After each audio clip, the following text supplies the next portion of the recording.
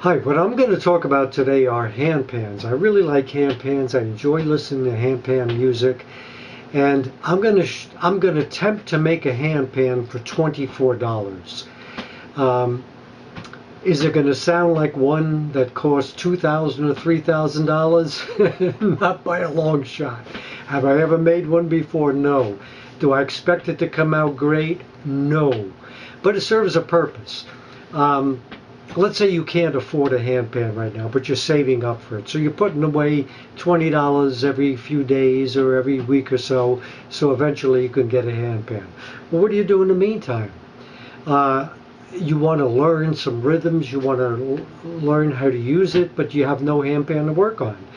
Well, if you build one for $24, you at least have the same shape and size, and you can play around with it better than you could, say, beating on a trash can or a cardboard box. The other thing is, let's say you say, all right, I've got the money saved, I'm going to go buy a handpan. Oops, there's a 3-month wait because they have to make it. It's not just sitting on the shelf there. There's a high demand for them, and you have to order it, then they build it, and then they ship it to you. So what are you going to do in those 3 months? Well, if you have a little $24 handpan, you can at least get a start on it. Now, how am I going to do this? What I did was I went out and I bought a stainless steel bowl at Job Lot for 10 bucks. And I bought another one for 10 bucks. The bottom shell, the top shell, you have the notes, 8 notes along here and 1 note on the top. Now, is this going to sound great? No, it's not. Not exactly melodic. But the shape of it and where you put the notes is going to give you a little feel for how an actual handpan would be. Now, the notes vary in size from large to medium to small. In the center there's what's called a dimple, and then the outside is the note. The ratio is about of the areas of the dimple to the note are about 4-to-1 to 5-to-1 depending upon the note. Now a big note like this handpan is this bowl is probably not big enough to take a note this deep. This would be a deep note, this would be a high note. This would be one in the middle. Then you take some weather stripping, you lay the tape around here, and then you drill little holes here and you screw it together. And once you have your notes on here, you've got your little temporary handpan until you can get a decent one.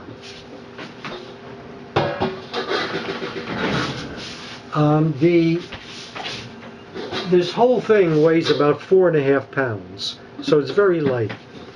The thickness of this is, I measured it with a micrometer, it's between 0.7 and 1.1 millimeters. You're shooting for somewhere around under 1 millimeter for a handpan. Now, there was a big range depending upon where you measured this. That's not good for a handpan. Ideally, you want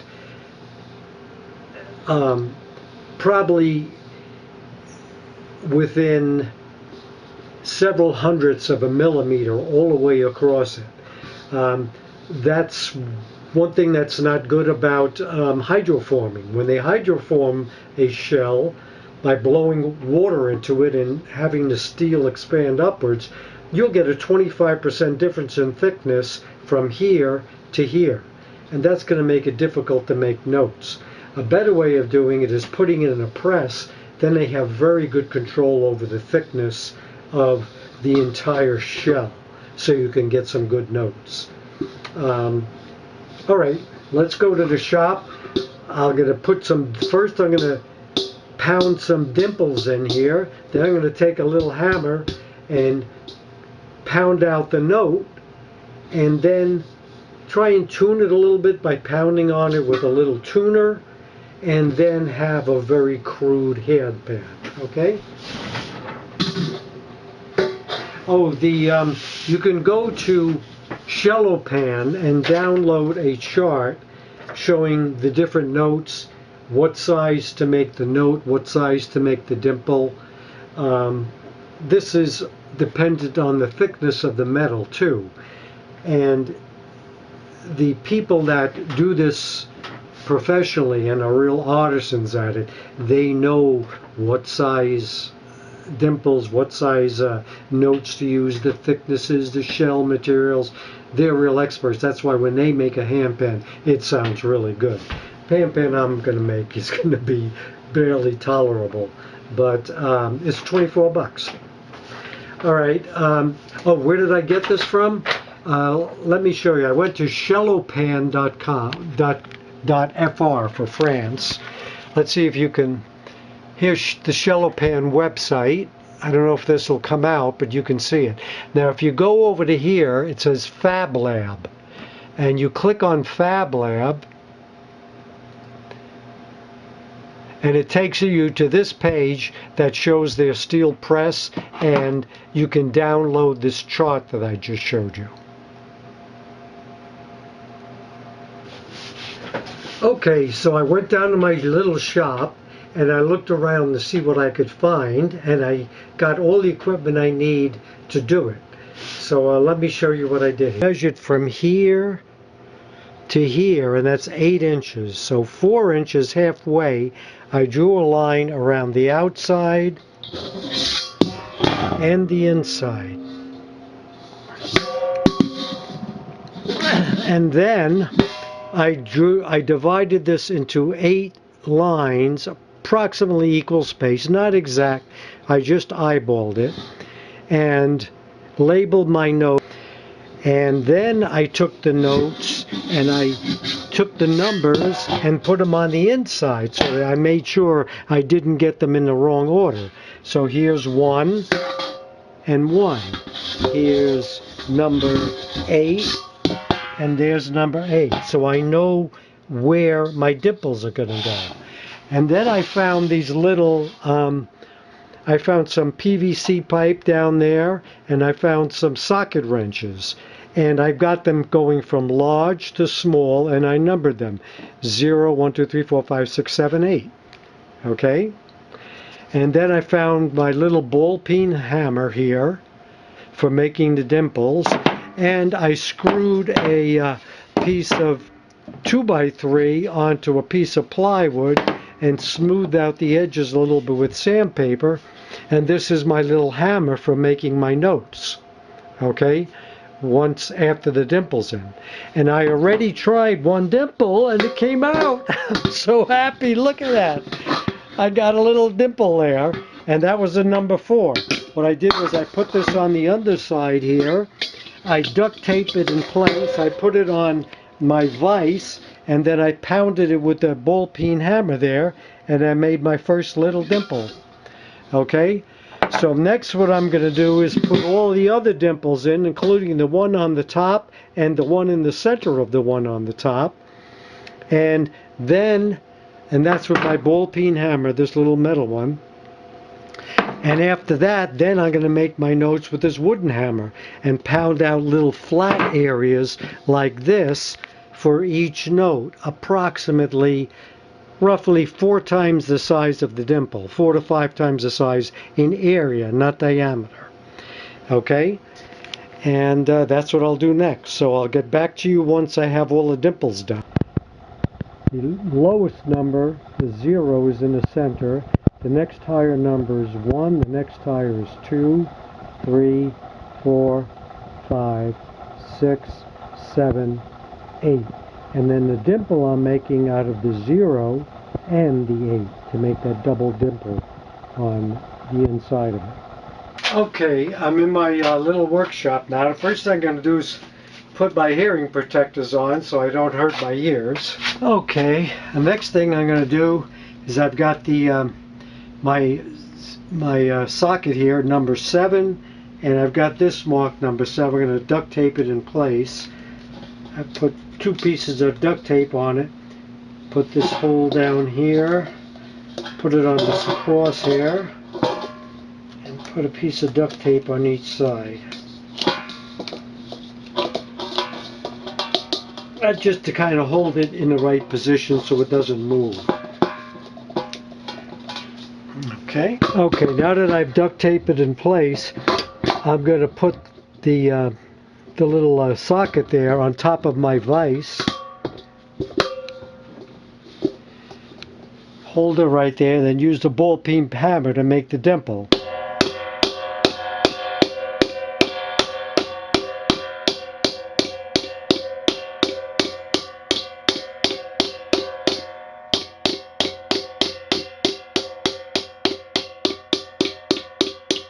I'm going all the way out to the edges so I get a nice sharp line there.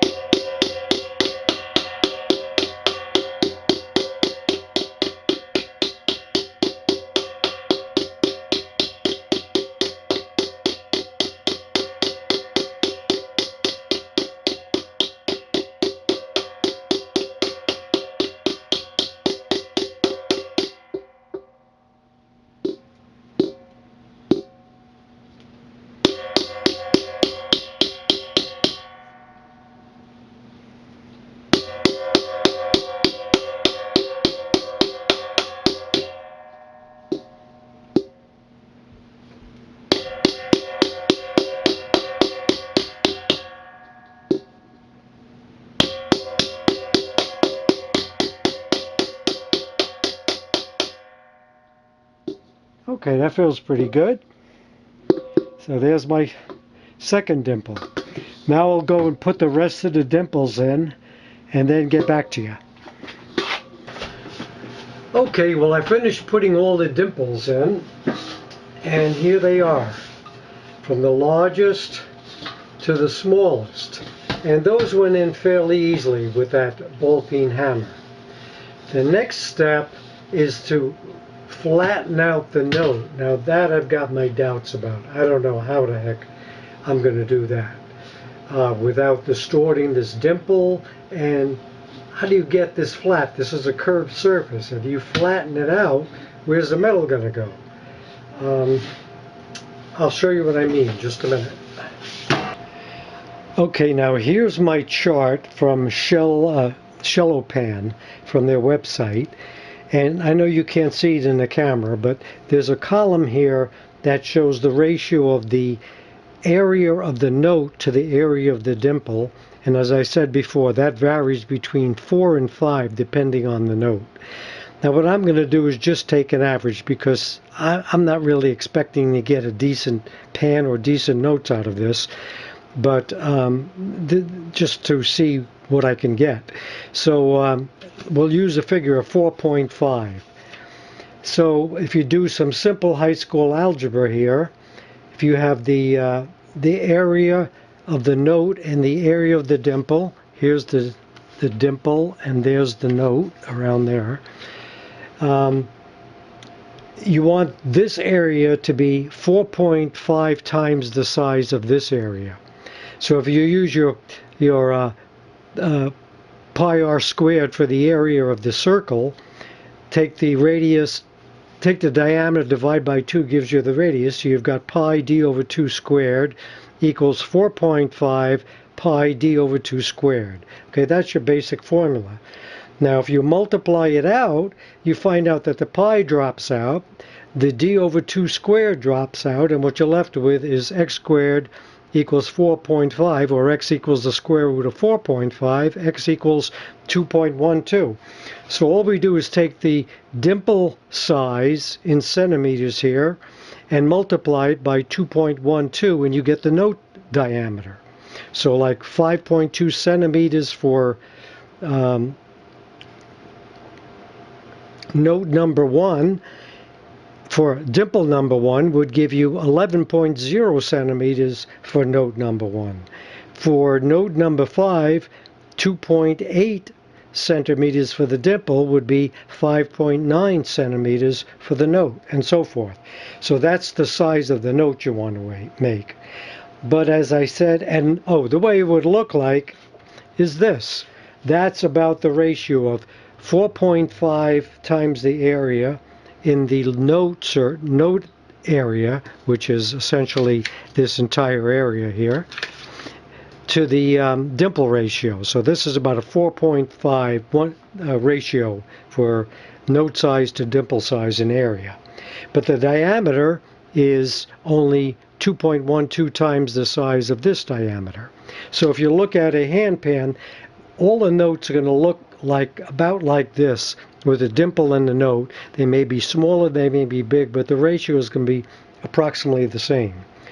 But now where's the problem? Well, the problem is I got a curved surface there, like this tennis ball that I cut a piece off of. It's curved. How are you going to get this flat? You know, you push on it, it comes back up again. If you push on it too hard, it goes inside out, and now it's going the other way. How do you get this thing flat? If I put some cuts in it like this, and I squash it down, I squash it down, the area is going to be bigger. Here, let's show you. We take the tennis ball, and I'll just put the circle.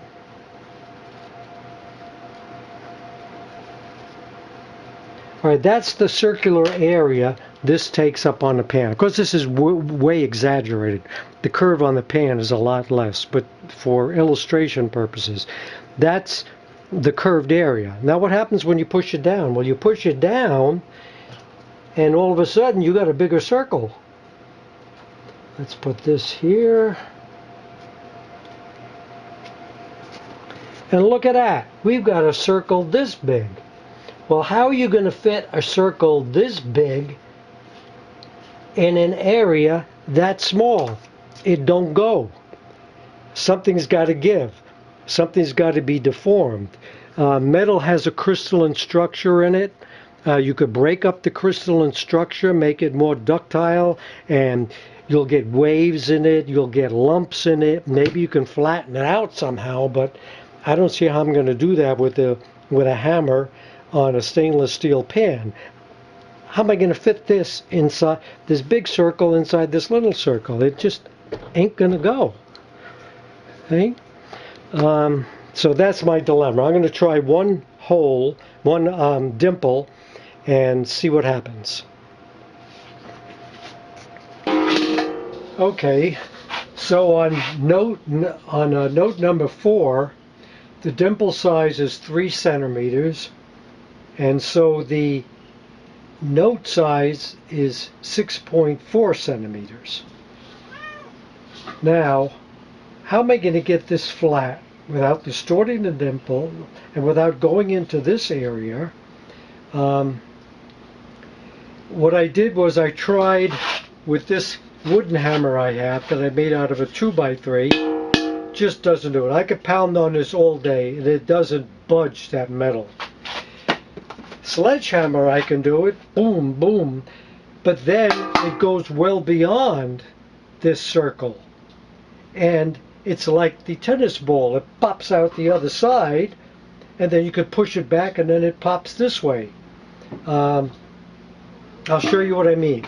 Okay, now with this hammer, oh, I got it this time. All right, now see what happened? Here's the circle, and it's way beyond the circle.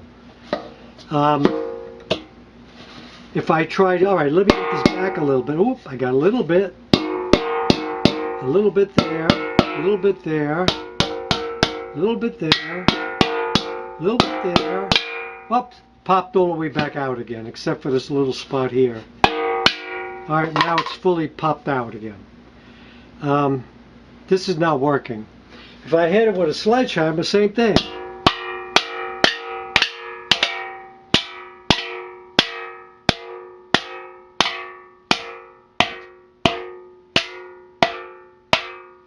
Okay, way too big. Here's the it's got to be this little circle here, not there. Let me pop it out again. Oh, that's not going.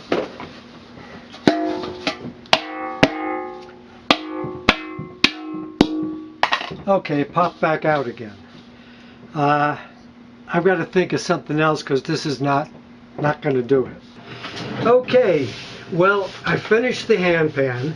I wanted to spare you all the boring details of working out in the shop because I tried hammering it this way, that way. I tried this, I tried that, nothing worked. I can't even get a single note out of it. One thing it does do is it makes you appreciate these people that make these things and make them sound so beautiful. It's incredible. It's a miracle that they can do what they do. But let me show you what it looks like. And that's what it looks like. So it looks like a real handpan, doesn't it? Doesn't sound like one, but it looks like one. It essentially gives you noise.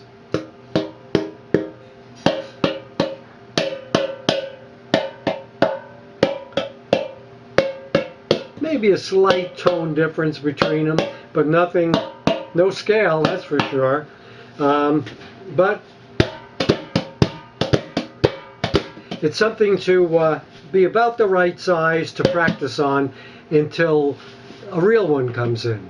You order one and it could be months before you get one, and what are you going to do?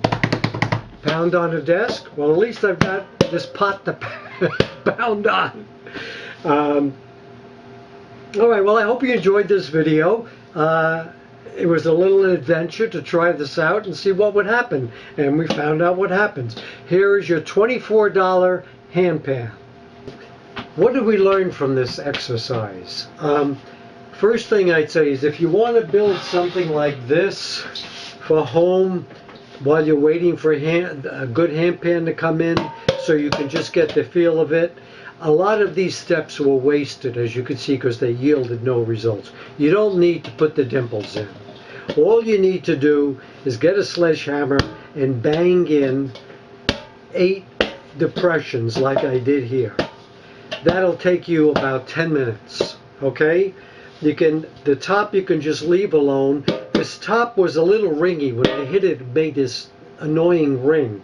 So I taped some duct tape on the underside of this to cut the ring down. So when I hit it now, it sounds like a flat pan rather than this ring that distracted from everything else. And then to join them together, I put the weather stripping in between, and then I used duct tape to hold it together. I tried drilling holes in it, but this is just too hard, and it was just too difficult to drill holes. So I just put duct tape around here. So you could make a handpan like this for 24 bucks in about 15 minutes that you could use to practice on. Okay?